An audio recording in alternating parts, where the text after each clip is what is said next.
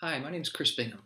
I'm a professor of strategy and entrepreneurship at UNC's Keenan-Flagler Business School, and I want to talk to you about a forthcoming paper in the Strategic Entrepreneurship Journal entitled Anticipatory Learning, which I co-authored with Steve Kahl at Dartmouth. In this paper, we look at how firms learn from the anticipation of negative outcomes rather than actual negative outcomes. Now, the literature in strategy, organization theory, and entrepreneurship suggests that learning from negative outcomes is key.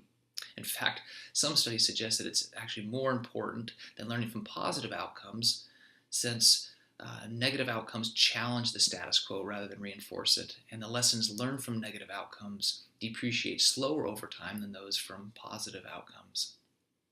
Yet when we were looking at the literature on learning from negative outcomes, what we saw is all empirical studies focused on learning from actual negative outcomes. And we were wondering if and how firms might learn from the anticipation of those negative outcomes rather than the actual negative outcomes. We thought this gap was important theoretically and practically. Theoretically, it was important because we know that individuals have a difficult time reacting to negative challenges, and yet cognitive frames might help overcome those challenges.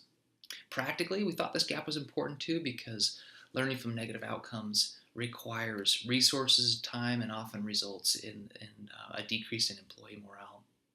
So in this paper, we look at how firms learn from the anticipation of negative outcomes. We rely on a multiple case inductive study, and we're looking at how entrepreneurial firms learn from the anticipation of negative outcomes as they expand internationally. These are firms based in Silicon Valley, Helsinki, Finland, and Singapore. And what we do in this paper is we develop a typology, an emergent typology for how firms might learn from the anticipation of negative outcomes. One of the types is what we call investor reactions.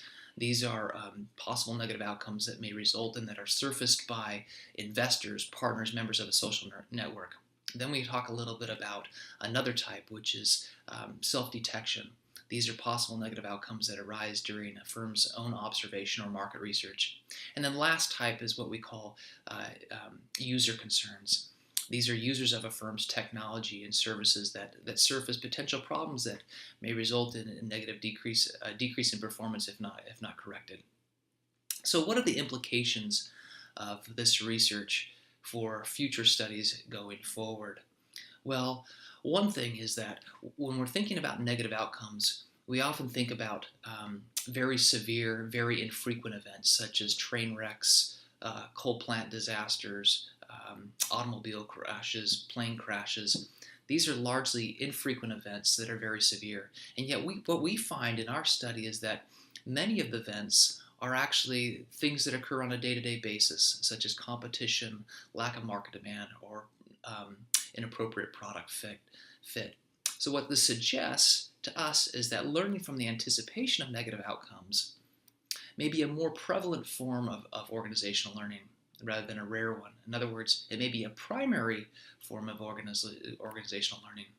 Now, how might instructors utilize some of our findings in the classroom?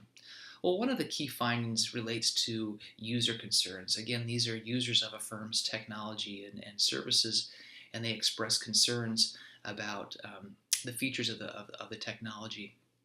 What we find is that these users actually speed search and create solutions that are more generalizable. In other words, they pinpoint problems very quickly for organizations, but not only do they do that, but they actually provide solutions that are very generalizable across market opportunities. So this is interesting because it actually is a form of learning where the most efficient search results in the most effective solutions. So I hope you enjoy reading our article and would love to hear any feedback that you have. My email is cbingham@unc.edu, and feel free to send comments my way. Thank you.